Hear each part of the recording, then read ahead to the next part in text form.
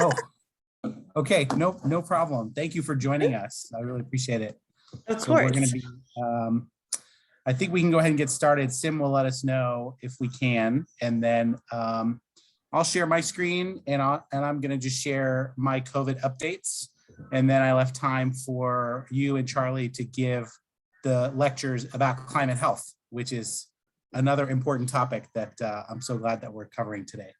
So that's great. Let me know, Sim. Dr. Vohra, I would just give it another minute and then you can get started. Okay, I'll just start sharing my screen. See where that's at.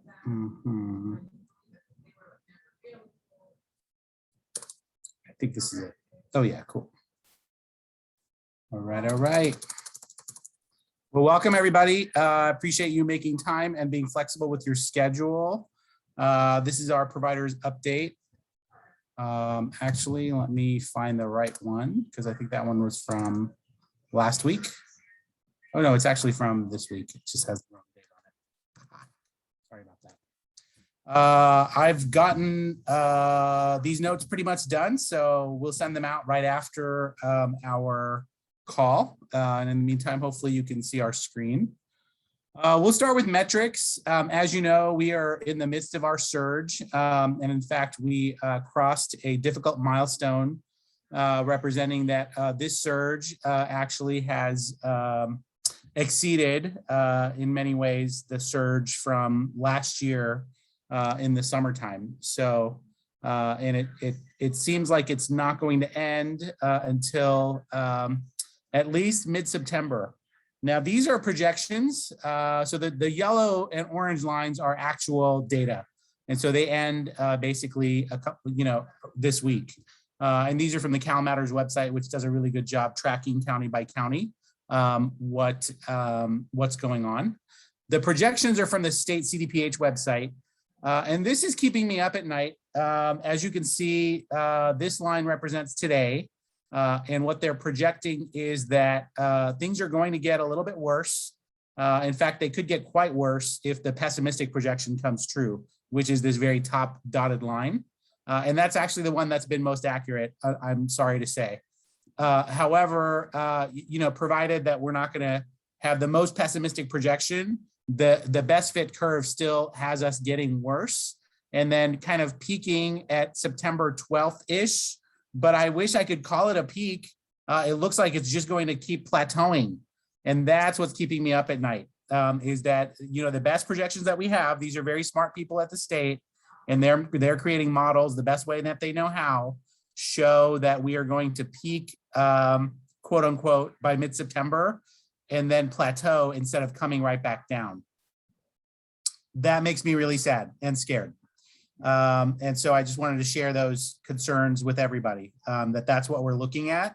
Obviously, we look at this every day. I look at this several times a day, and this is what the numbers are indicating for what it's worth. So just moving on, as you are well aware, our hospitals are critically impacted. We're actually going to have multiple representatives from the hospitals on our media session on Friday to talk about the specific difficulties that they might have, and to exhort our community to really be careful, wear those masks, get their vaccines, and really help do whatever we can to try to decompress our hospitals. The surge planning order is in effect. The EMS assess and refer policy is in effect. That's not as restrictive as it could be. We are doing the assess and refer on a kind of a voluntary basis. I'm sure there's a better, more diplomatic way to say that. And if Dan Lynch is on, he can explain better.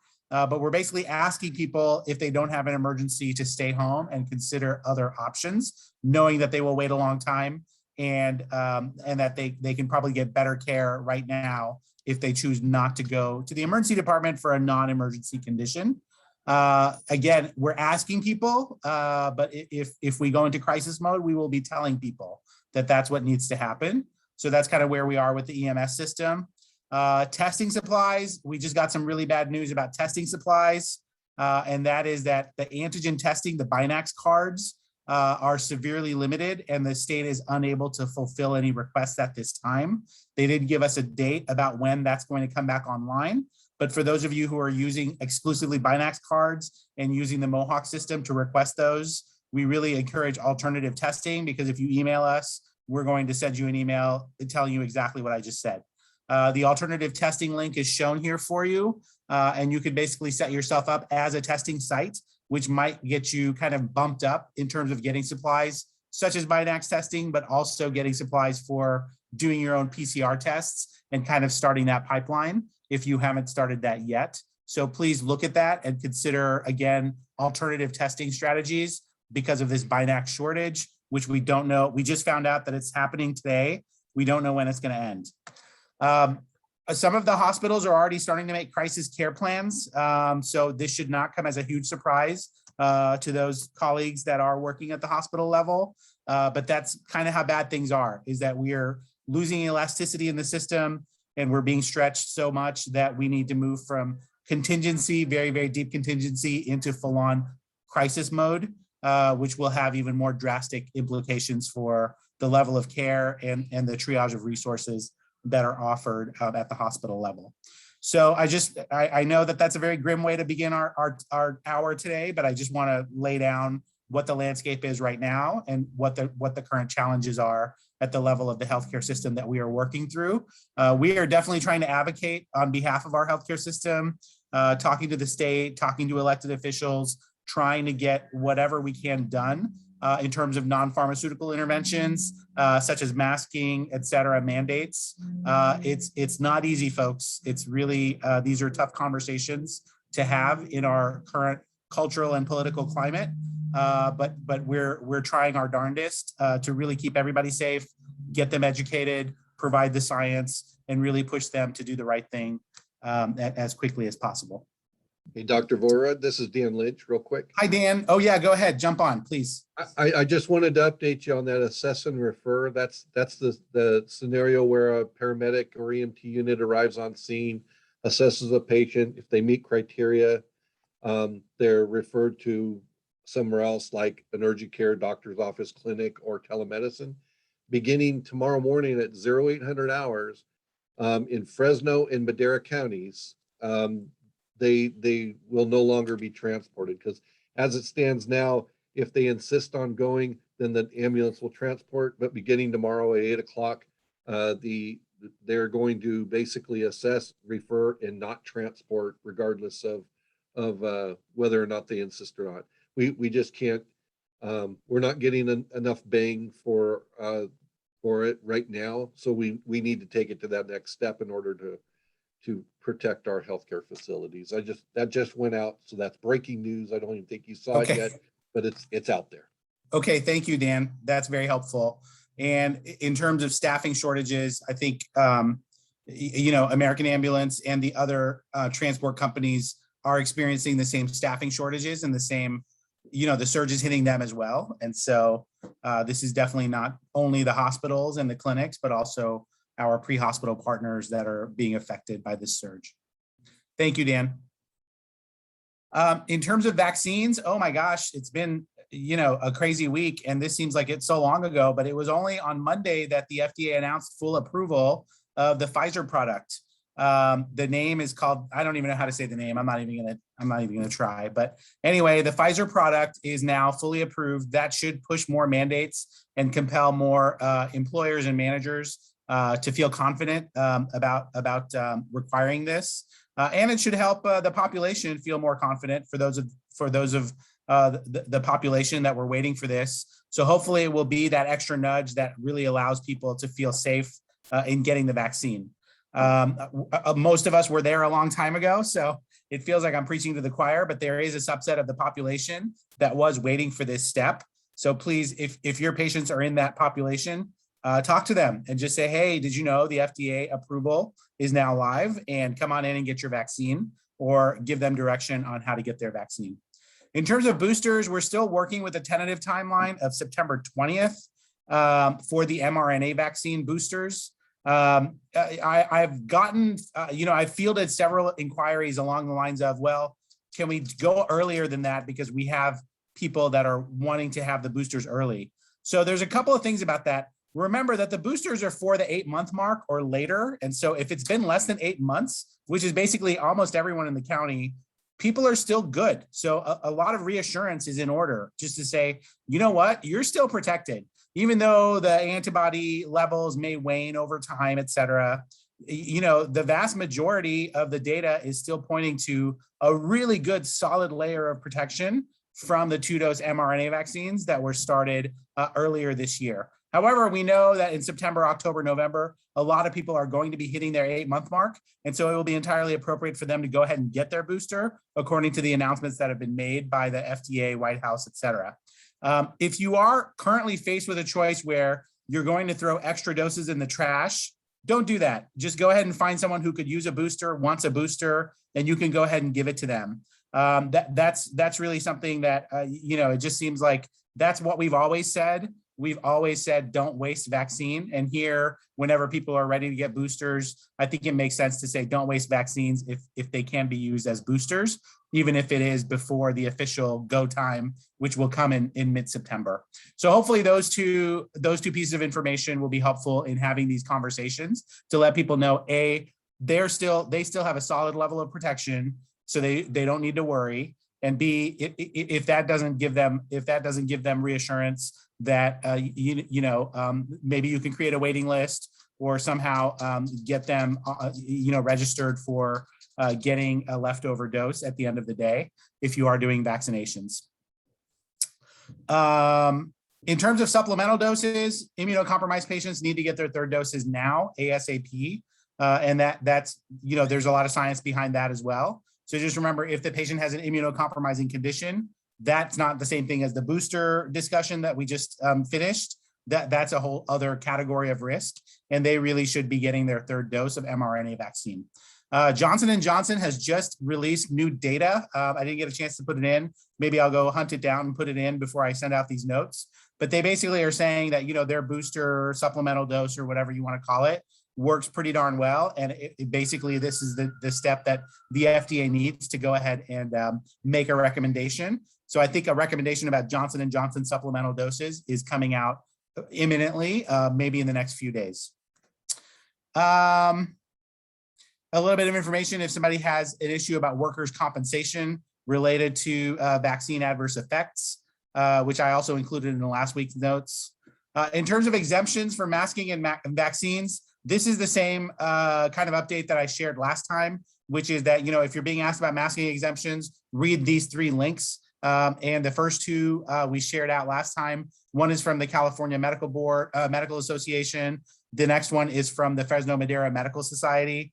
And the third one is actually a letter that CDPH released earlier this week, which is no new mandates. It just kind of summarizes the universal masking indoors mandate for schools, and then also gives a lot of legalistic language that really drives home the point that this is serious, that masking exemptions will be taken extremely seriously, and any violations of the masking policy will not be tolerated. And that's from the CDPH health officer. So please take a look at that as well. Hopefully that will arm you to have these somewhat awkward conversations in many cases, but from what we've heard, people are really doing the masking pretty much across the board at schools, which is great to see. And that's helping a lot.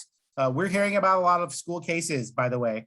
We're hearing about some outbreaks and having to close some classrooms. We haven't had to close any schools as of yet, but we have had to close some classrooms because of kind of widespread infections and outbreaks, et cetera. So this is happening. It's something that we anticipated. Obviously, we're working with the schools very closely to limit this as much as possible. And the masking is helping quite a lot. And I think it is keeping kids in school longer than if they weren't masking. So please help us with that goal. In terms of exemptions for vaccines, that's what we're working on this week. Dr. Linscheid, who I think is on this call, and our other doctors have actually been crafting a really nice statement about medical exemptions for vaccines, who actually qualifies. And then we also have some language in there about religious exemptions and how to do religious exemptions. That's not necessarily our lane. So I do suggest that if you are having discussions about religious exemptions, pull together a meeting with your administration, your legal team, your HR team, and also faith leaders from the community. But we've got you some best practices that you can use for both types of exemptions, because I'm sure you are feeling those questions from your staff about, exactly how can they get an exemption if they're interested in doing that. So we're trying to help support you by putting out that advisory, which you can look forward to by the end of the week. Staffing help, I talked about this last week and just sharing the same resources that we had last week. Let us know if we can add to this list. We know some of you are going outside of this list and have some good leads. And, in the interest of community service, if there are recommendations you can make or other information you'd like to share, we'd love to be able to share them on this platform so that everyone can benefit from the collective knowledge. Monoclonal antibody treatment. So thanks to Dr. Zweifler, we have yet another version of our advisory, and it has the most up-to-date information about who's providing monoclonal antibodies. But the bottom line is we need more providers to be doing this. You've heard me say that before. There's good science behind this now. The number needed to treat is approximately 14. That means that basically for every 15 doses, we can help save at least one life and save that person from going into the ICU. And so please start doing these. It may require a little bit of energy and organization to set up, but once you get it set up, it really is just another procedure that you can put into your daily processes. And I have some best practices here. I actually recommend doing it outdoors if you can set up a tent and just get them in a well-ventilated space, somewhere shady. These are ambulatory patients. They will walk in, walk out.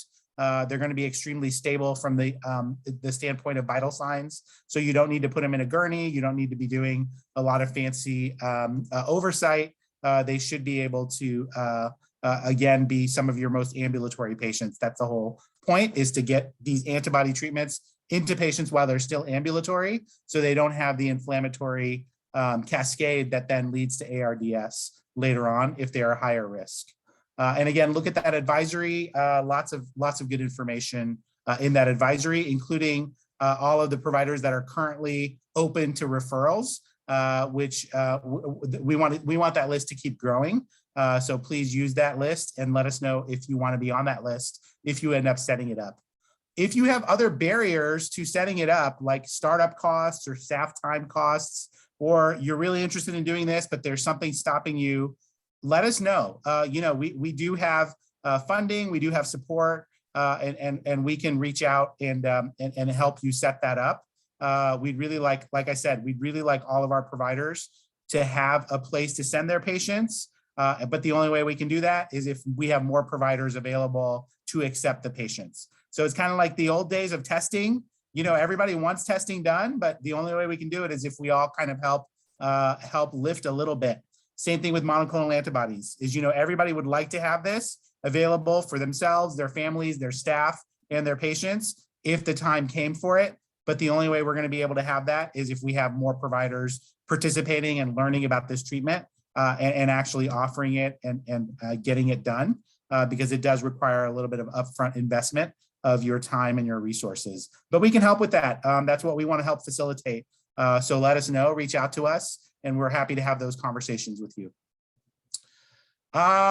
Just to have some fun and entertain myself, I did some Mythbusters this time. So these are just kind of emails and conversations that we keep having about misinformation that's out there. And these are 6 different myths that I think all of us need to be aware of so that we can kind of get on the right side of the story here. So the first myth is that, COVID testing requirements have gone away. And in fact, they haven't. They become even more important during a surge. So remember, we have an order in place that requires primary care, urgent care, and ED practice settings in the county to offer COVID testing or arrange for a same-day referral to a partnering clinic. That has been on the book since last fall. I've got a link for you right there, which is the original order. It did not expire, and it's something that it becomes even more important as we have an increasing demand for testing.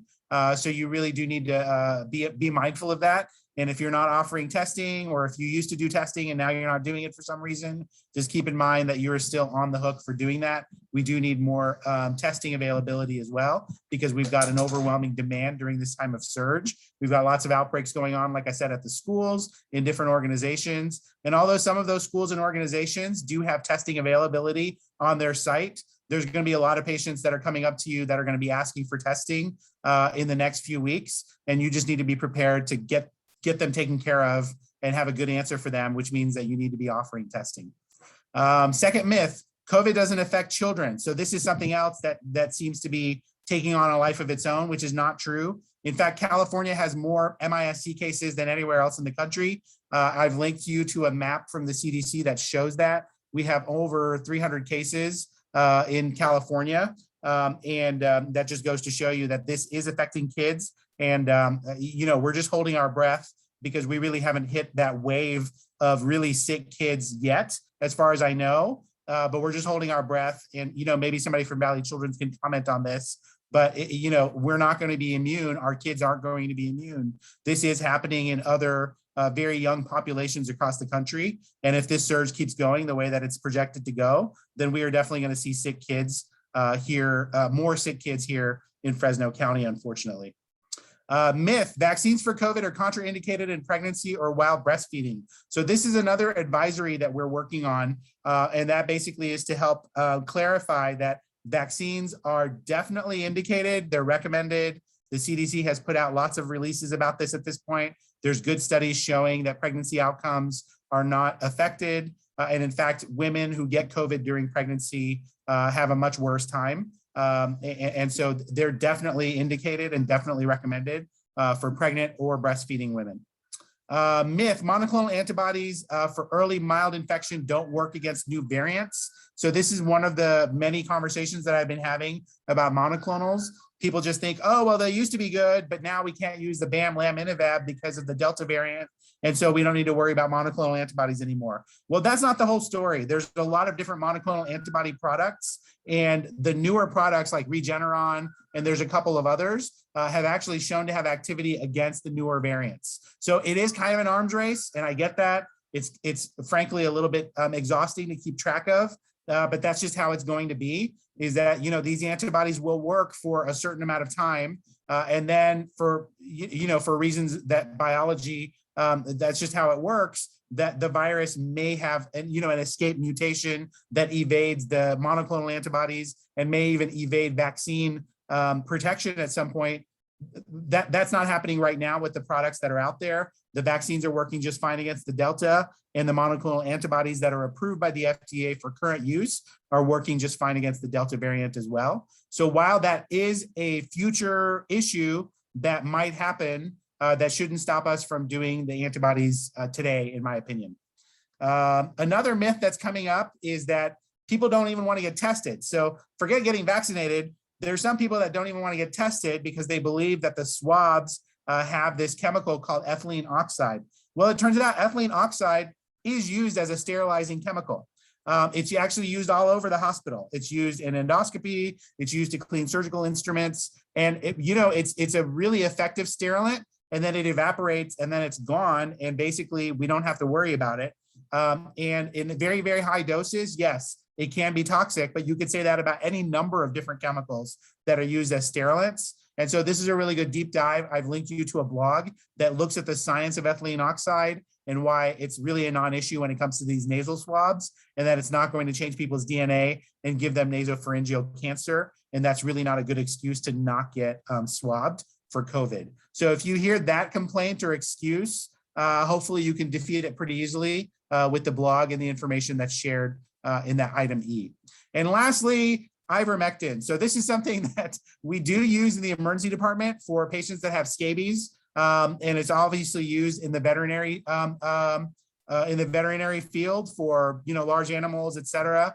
Well, Ivermectin has kind of taken on a life on the conspiracy internet, I'm going to call it, as something that's like a magic bullet for COVID, and people are refusing the vaccine, refusing any other treatment, and just giving themselves ivermectin that they're probably sourcing from veterinary sources. And while there is a little bit of information available, and people have done some studies with ivermectin against COVID, at this time, even the FDA has weighed in, and they have a great blog that says why you should not use ivermectin. And really, this is not something that people should be self-medicating with, and it will give them a false sense of assurance that it's going to protect them against COVID.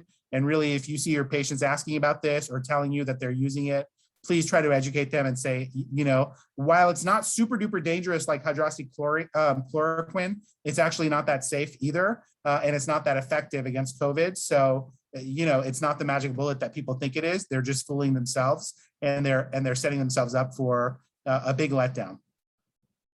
Yeah, just 1 second. This is Dr. O'Connor, and I am a veterinarian. Oh, hey, And yeah, thanks so much. Please. I fully Yeah. support your promotion on the fact that ivermectin is absolutely not a drug that even veterinarians would use against the virus. It's kind of astounding to me that this has come up. It's completely focused on parasites. That's what we use it for. Kind of Okay. ectoparasites, internal parasites, but it's not an antiviral drug at all. So thank you for saying that. Oh, yeah, no problem. Thank you, Dr. O'Connor. So thank you for weighing in on that.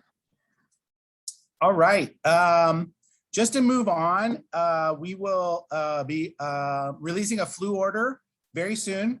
Unless there's major objections or messaging from our community, it's going to look a lot like last year's flu order. So it's in our legal department right now, and they're going to kind of give it their blessing and stamp of approval. And then I think we'll be able to release it very quickly after that.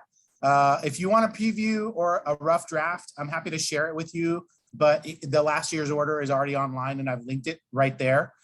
So you can actually just look at what it's probably going to look like, very similar to, in case you're curious. And oh yeah, go ahead. Jeff Thomas, I got a call yesterday from a private practice physician who was inquiring about the new mandate for vaccination and testing. And if you read the AFL on August 5th, it does apply to doctors' offices too.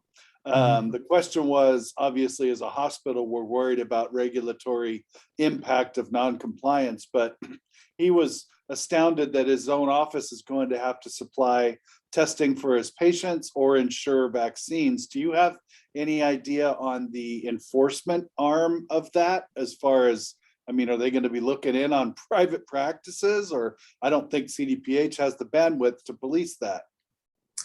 Yeah, they've been pretty silent on the enforcement piece.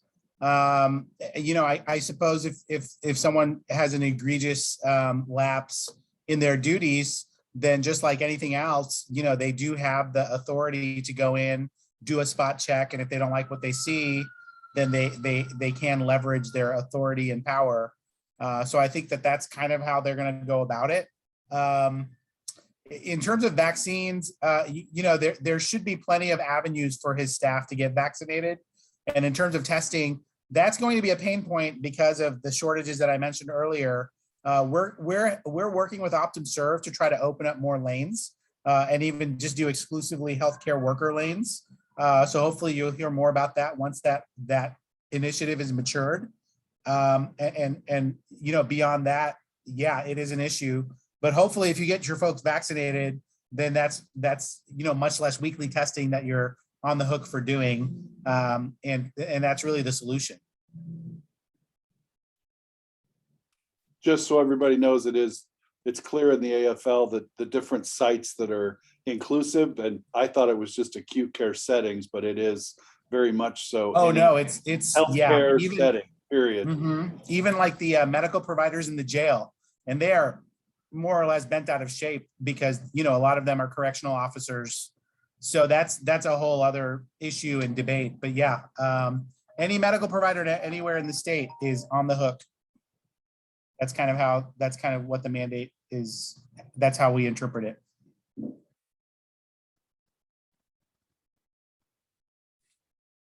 All right, let's spend a few minutes just talking about if anybody has any COVID related issues. And then we're gonna actually switch gears, and this is a real treat. We have a couple of our UCSF Fresno residents, and they have actually prepared special lectures about climate health and climate change.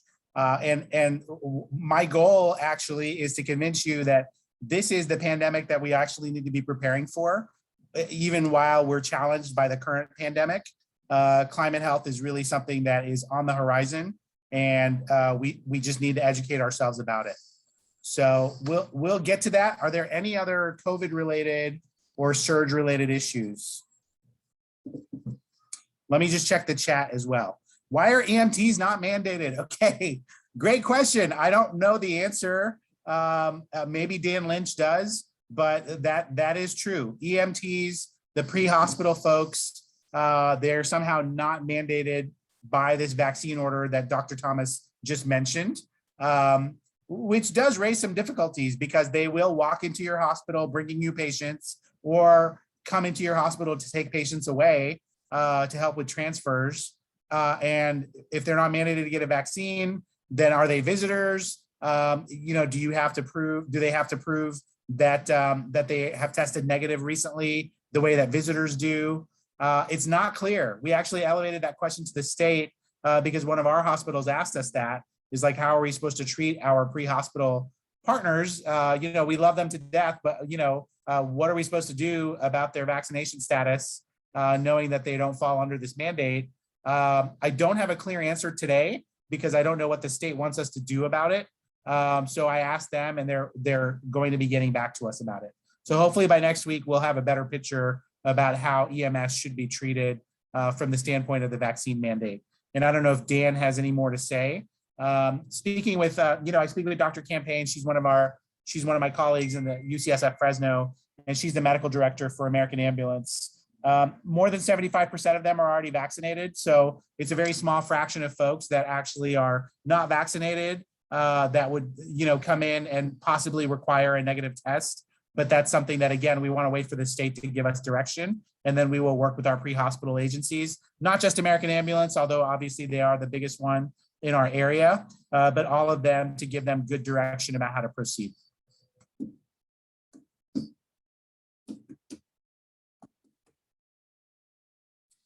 Any other questions?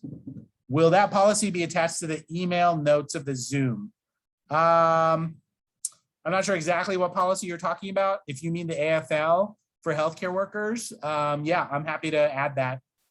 It's like Dr. Thomas said, it's the August 5 AFL. And there's another one that's the July 26th AFL that was a little bit more detailed about the testing side. And then the August 5th AFL was more detailed about the vaccination side. But both of those are easily available online and I can link you to them. And then somebody asked, can we give the booster if they are not yet at 8 months? Only if you're going to otherwise waste the dose. So hopefully that's clear, is we don't want you to throw the vial in the trash. If there's still good vaccine in there, then you can use it as a booster, but you shouldn't be cracking open a new vial or registering people for boosters ahead of time. It shouldn't be pre-planned, I guess, for lack of a better term, because that's a little bit harder to justify right now.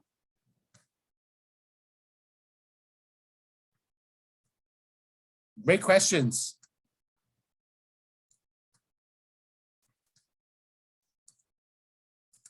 Any other questions?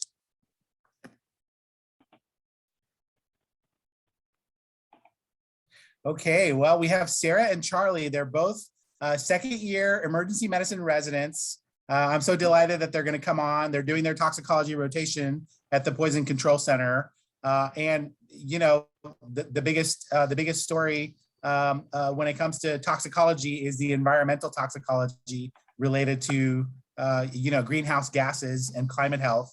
So I wanted them to just discuss why this issue is important and just how vulnerable the Central Valley is with regards to climate health. So I know that it feels like we're switching gears abruptly. I hope that you see this as a mental break from COVID. So hopefully for the next few minutes, you can focus on something other than COVID, which is good for your mental health and wellness. Although this is actually another problem that we are going to have to address as a community, and it will require the same intensity and collaboration that COVID has required. So without further ado, ladies, you can go ahead and set the stage. And if you need to share your screen, feel free to do that as well. Charlie, I'm okay either way. If you want to go or if you want me to go. I'll go ahead and go. Yeah, thank you. Okay. All right, let me Thank try you. and share my screen. Thanks, Sarah. There we go. Okay.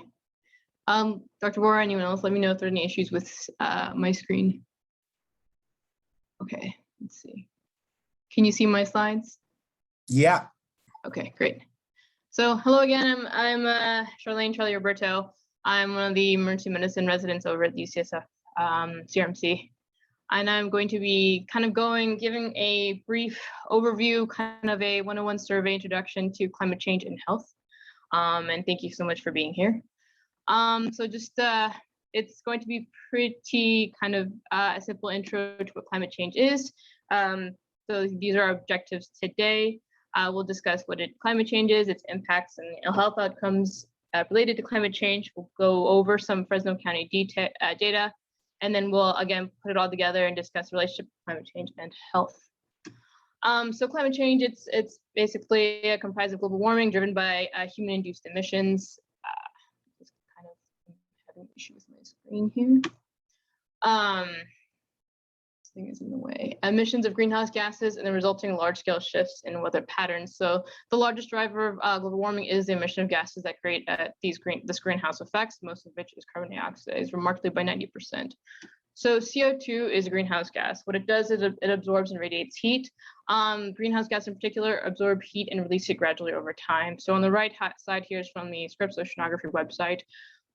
This conveys the monthly average carbon dioxide concentration. As you can see, remarkably over the years that we've had a significant increase in the carbon dioxide concentration. And the thing about CO2 is it's actually more abundant and stays in the atmosphere much longer. With that in mind, we have, because of the increased global warming, we have increasing global mean surface temperature. So this plot basically demonstrates the annual global mean temperature anomalies relative to the means during the 60s to 1990s. So again, we have a pretty stark increase in GMST. And we also find related to the increase in CO2 emissions and global warming, we have increase in extreme weather events. So over the last 50 years, much of the US has actually seen increases in prolonged periods of really high temperatures, very heavy downpours, severe floods and droughts. Is not just specific to the US, it happens at on a global level too. I wanted to focus on droughts and wildfires as it pertains specifically to us here in the Central Valley. So there's something called the fire triangle. It consists of the three essential conditions: you need fuel, oxygen, and ignition source. So climate change can actually increase the chances that each of these things will be present. So here in California, the lack of moisture, decades of fuel accumulation because of our controlled fire burning patterns actually increases the risk of wildfires. So as we saw in Rimfire of 2013, actually our current wildfires, even last year and now, impact our watershed areas, which are crucial for many ecosystem services.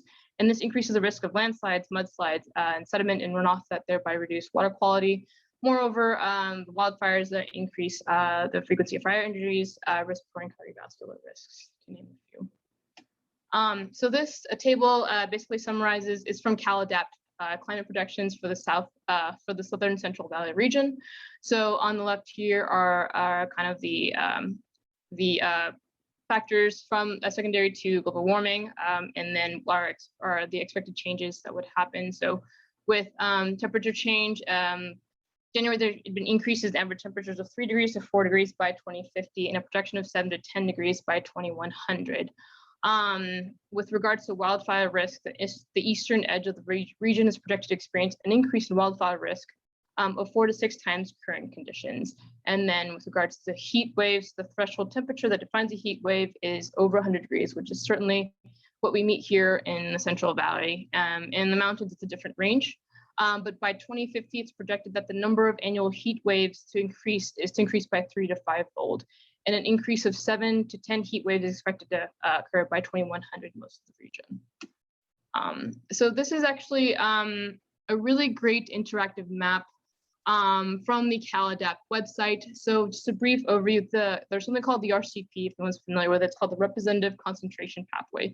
So it's a greenhouse gas concentration trajectory adopted by the IPCC, and it allows us to kind of create this climate modeling, and it creates these 4 pathways that describe different climate futures. And I kind of wanted to show you how you use this tool.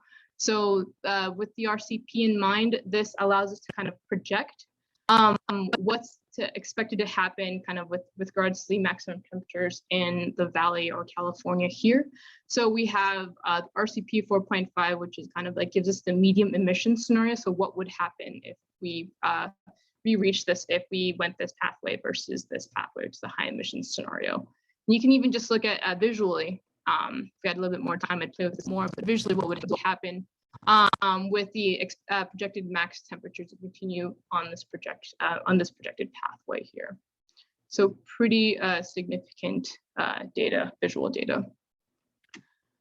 So this is from a New England Journal, Ebby et al. So it kind of really demonstrates and puts together everything I talked about. So we have the increase in CO2 emissions, the rising temperatures, rising sea levels, increasing extreme events.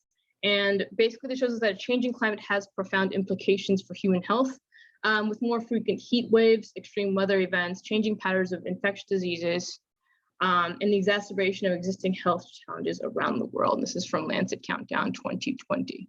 And from these changes, it goes down to these exposure pathways, leading to injuries and fatalities, effects on mental health, heat-related illnesses and death, worsening of asthma and other pulmonary diseases, infectious increase in rates in certain infectious diseases, such as dengue, chikungunya, malaria, undernutrition secondary to its climate change's effect on food supply, and then a lot of social factors too.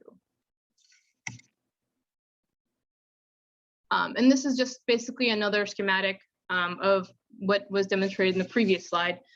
So again, climate change related health impacts.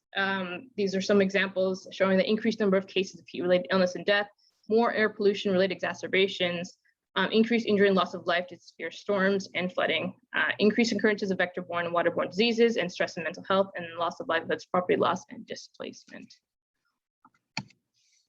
So this was from the Public Health Impacts of Climate Change in California. This is from the California Climate Change and Health Profile Report of 2017.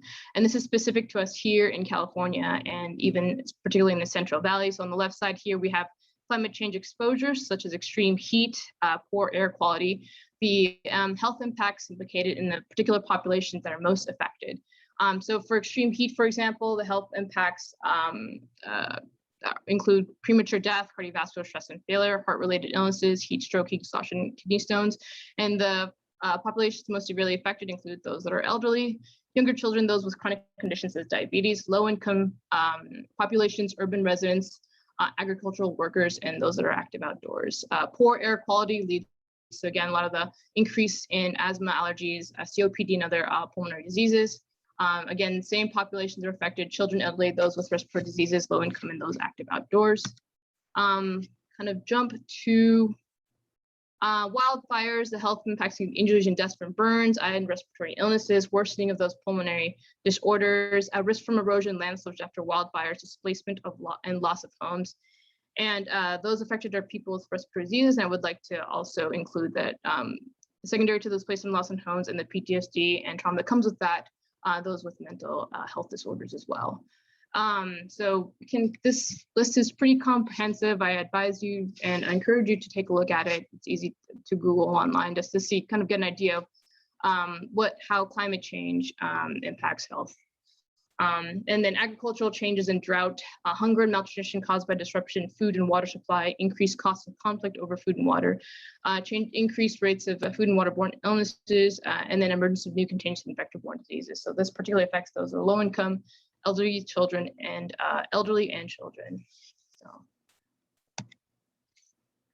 So basically, medical reviews of individuals who died during heat waves and other extreme weather events seem to be those, again, that are very old and very young, those with chronic medical conditions, those on multiple medications, those who have no access to public transit or private cars. So this is like a mobility issue. You can't really escape your condition. Those who are socially isolated, those who are medically fragile, and people living in institutions. So climate change really magnifies these existing health disparities. And there seems to be this disproportionate climate-related health burden on those disadvantaged populations. So those are the low education, experiencing racial segregation, those with low social support, poverty, and income inequality. And then these last two figures is specific to Fresno County. So these kind of on the left here show like health outcomes, family household demographics, and the number of rate percent on the right here. For example, here in Fresno County, there is a 31% with 2 or more races in one household. Let's see here, those with multiple chronic conditions. In California, it's 44%. Here in our county, it's 50%. Those with adults ever diagnosed with asthma, it's 19% in our county, and all of the state is 14%. And adult obesity is a big issue for us, and with that 30%. And then finally, this chart here shows the social vulnerabilities, such as living in rural areas, young children 0 to 4, or those elderly adults 65 and older. Another example, social vulnerability including ghosting isolated households, adults educated less than high school, poverty rate, which is 23% for us here in Fresno. Of note, the households with air conditioning, that's actually a protective factor with global warming. It's 94%, so there are 6% within our Fresno County that do not have access to AC. And then 2% are at risk for our population at risk in wildland fire areas. So climate change and health equity. So climate variability and change are harming human health, primarily affecting the most vulnerable, and health risks associated with these changes are projected to increase with additional warning. So climate change and health equity, how do they come together? They share some of the root causes. So there's inequitable distribution of social, political, and economic power. So with these power imbalances, you develop these systems and conditions that drive both health inequities and greenhouse gas emissions. And from these inequities, you have climate change impacts exacerbate these existing vulnerabilities. So for example, low-income populations that are in more polluted areas. So it's imperative to address these inequities that create and intensify community vulnerabilities. So for example, there's a list of climate action strategies and how they would affect a lot of these systems that's actually available on the CDPH website. And just to kind of frame it on a little grander scale of things, more than 80% of all current greenhouse gas emissions are from 20 countries, and we contribute 14% of that as a country. These are some excellent resources, references that I use to kind of put together this introduction to climate change and health. And I do encourage you to take a look at it. Happy to share my slides if need be. So hopefully I stayed within the time allotted, Dr. Vohra. No, that was fantastic. That's so Okay. much information. Yeah. We would love to have these slides, and we will definitely do a deeper dive into some of the things that you brought up, including adaptation strategies. That's really the whole point of this C6 collaborative working group. We're calling it the Central California Climate Change Clinical Collaborative. And that's really just to bring together and create a network of people, because we know that this is going to be something that affects really so many different agencies, and it's going to require all hands on deck. And we really, just like COVID, this is the next pandemic, is climate, and it's going to require just tons and tons of resources and tons of expertise to get information, and then also to push out information to our vulnerable populations and communities. But that was a great overview. Really, really appreciate you setting the stage for this massive challenge ahead of us. That was really well done. Thank you, Charlie. Okay, You're up, Sarah. all right. Thank you. Oh, nope, that's not what I wanted to do. Oh, no. Okay, can you see my slides? Almost? Yes. Okay. So I'm going to talk today about air quality and environmental justice. So while Dr. Roberto focused on climate change as a whole, I'm focusing primarily on air quality and really on particulate matter in the air. So my name's Sarah. I am a second-year resident at UCSF Fresno. So I wanted to talk to you guys first about why I'm interested in air quality and environmental justice and health equity. So the first picture you see there is actually me in Fresno with my prior coworkers. So I worked here as an engineer for several years at the VA before going back to medical school. And actually one of my former colleagues is on this call. Hi, Pam. She messaged me earlier. So that's kind of where my interest in policy and health equity started. The second picture is me with my child at my graduation from my MPH. And I did my MPH in health policy. And that really also stemmed my interest in economics. And I became very fascinated with how economics work and how they interplay with health outcomes, and how economics often inform health outcomes. So the last slide is why I decided to talk about air quality today. It's because I like listening to Freakonomics, and they had an episode on air pollution and how it impacts your cognitive function. And so they told a very fascinating story on there that I wanted to talk about today, which kind of just introduces my interest in this topic. So a paper was written from the University of Bristol in Europe. It's called the East Side Story, Historical Pollution and Persistent Neighborhood Sorting. And this paper was really fascinating, actually. It talks about this peppered moth and how pre-industrial revolution, the moth was always light colored because that was how it would blend into its surroundings. And then after the Industrial Revolution, more and more of the dark colored variant came because they blended in with the darkened colored tree, like the cold darkened colored trees. So now there's like this darker variant of the peppered moth. And this paper looked at the moth, and it looked at industrial chimneys from the 1880s. And then it also looked at neighborhood sorting. So where did people of different socioeconomic status live before the Industrial Revolution and afterward? And it found that neighborhoods were sorted such that a lot of the eastward neighborhoods were lower socioeconomic status, and that's because the winds tend to blow west to east, and so they got the dirtier air, basically. Excuse me. And actually, that's how a lot of neighborhoods are today. That's not how Fresno is.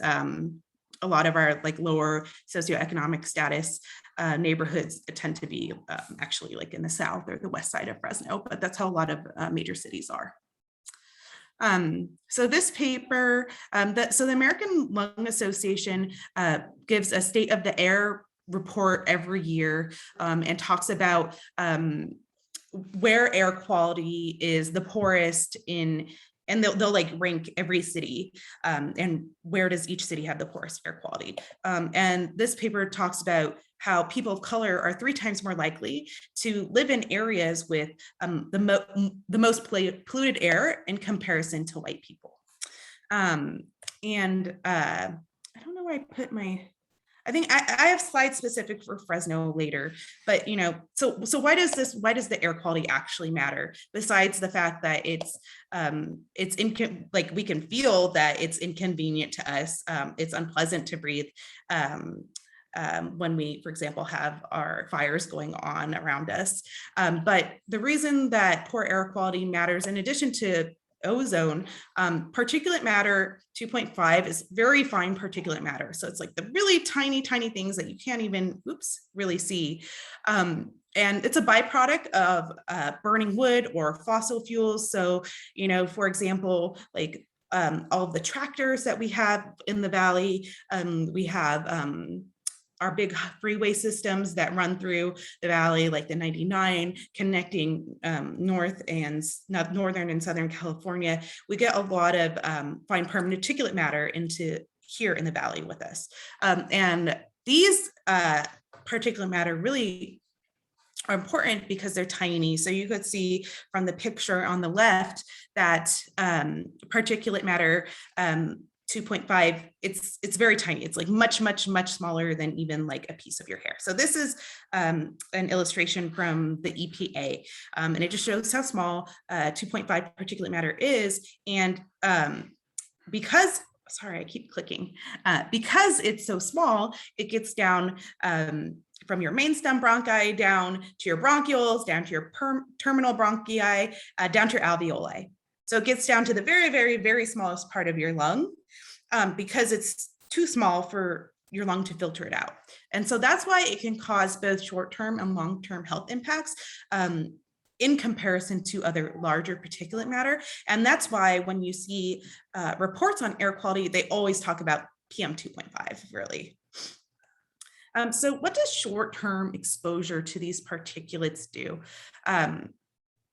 So there's really well-documented research that shows that short-term exposure, so like, for example, when we have our fires that blast tons of small particulate matter into our environment, there's we show that there's an increased risk of infant mortality, increased hospital admissions for cardiovascular disease, such as heart attacks and strokes, increased admissions for COPD exacerbation and asthma attacks and hospitalizations in children. So, as I mentioned, this picture is from the Creek Fire last year. With climate change, we've been having more and more severe fire seasons, both because of the warming of our environment, because we're having droughts, everything's dry, and these worsening fire seasons has resulted in worse health outcomes for people here in the Valley. Long-term particulate exposure can also have a variety of well-documented effects in both children and adults.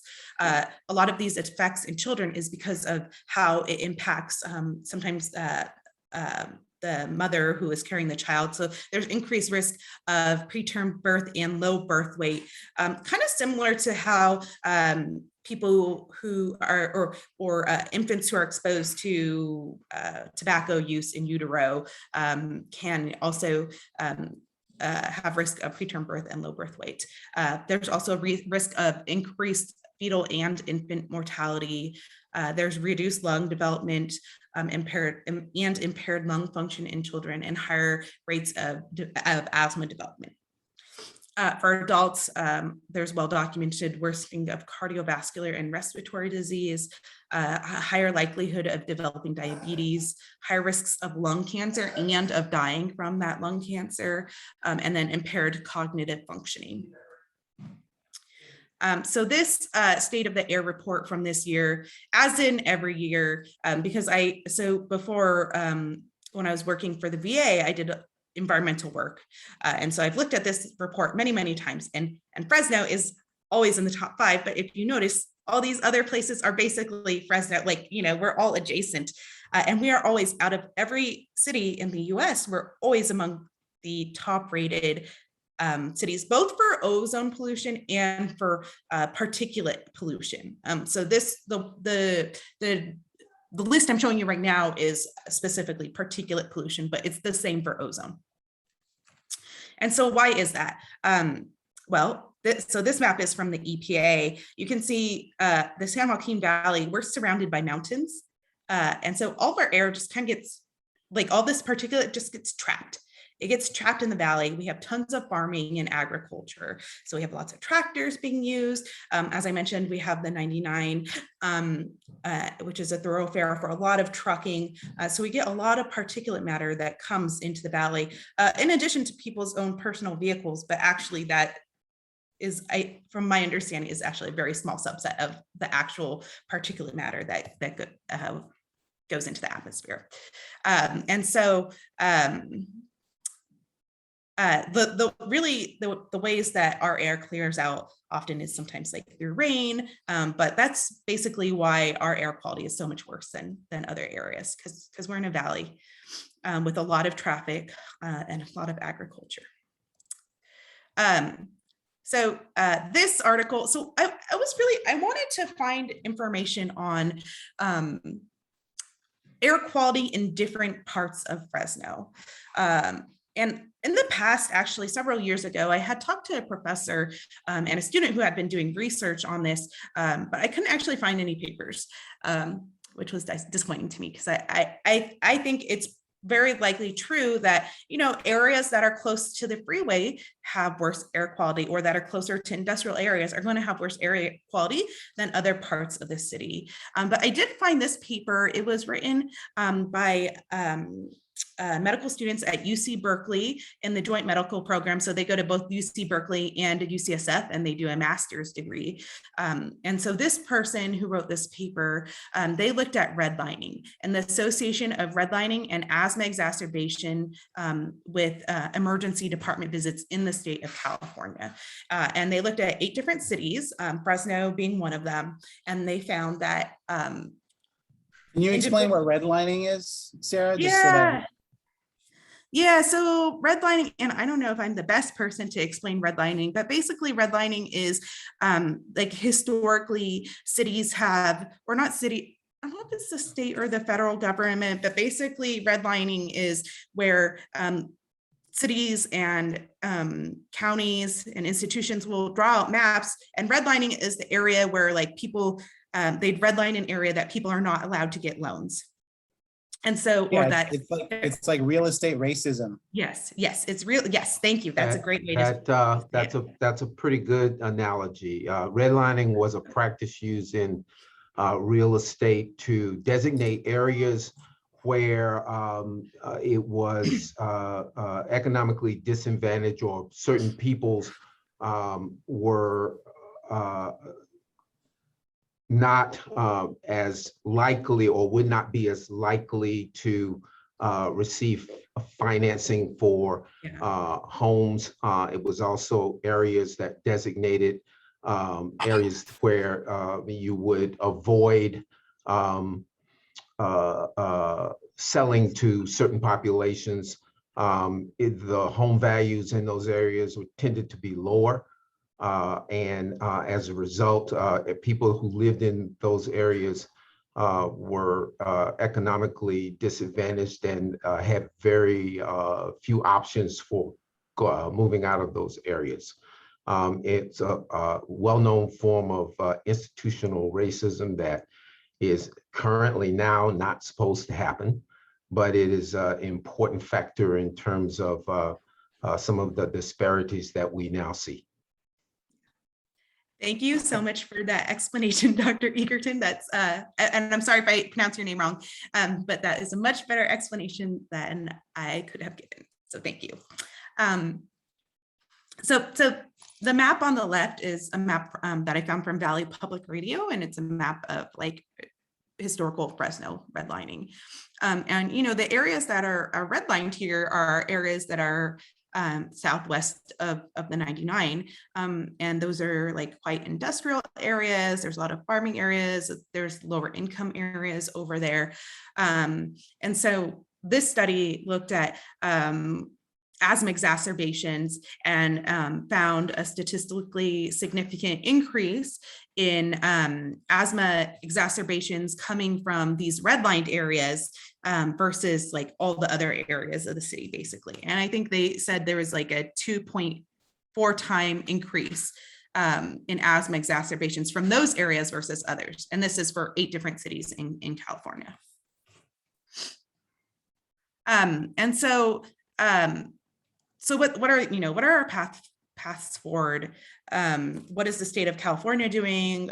What is the federal government doing? I actually used to know a lot about this stuff when I did environmental work, and know a lot less now. I consider myself a lot more now to be just a layperson with a little bit of additional knowledge from my background.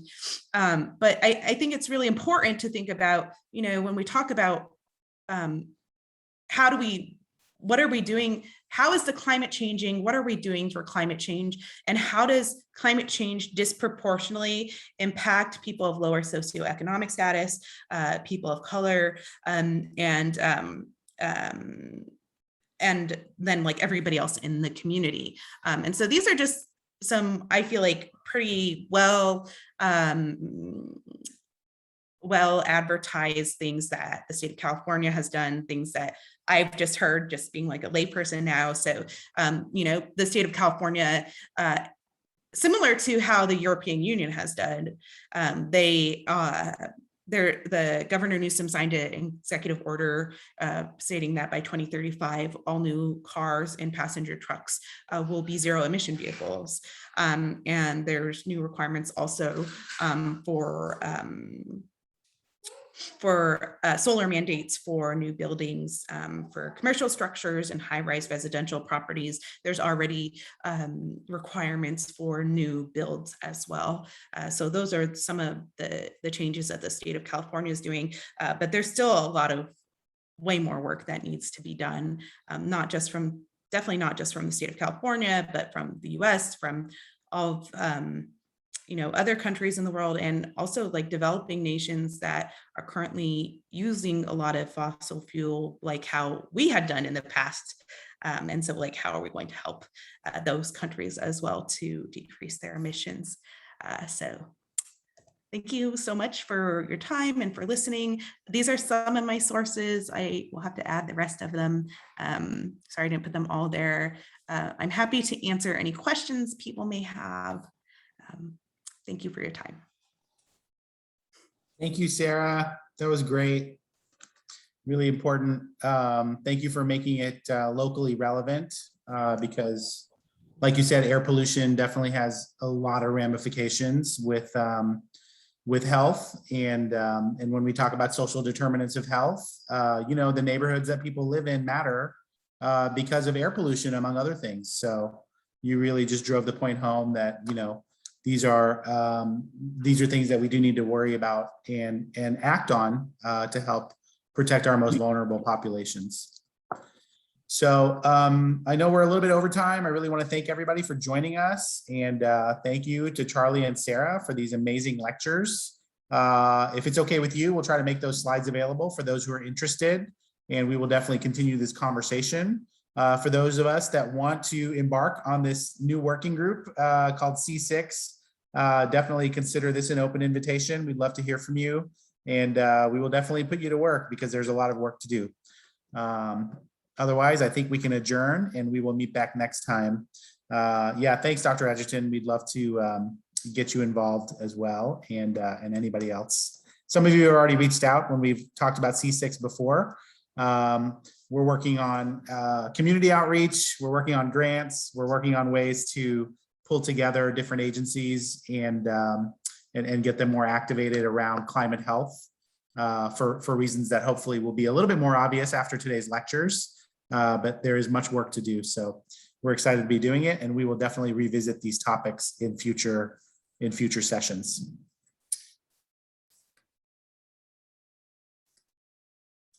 Thank you. If there's no other questions or comments, we'll adjourn, and just want to say thank you to everybody. We'll send out the notes later. Bye. Thanks, Bye.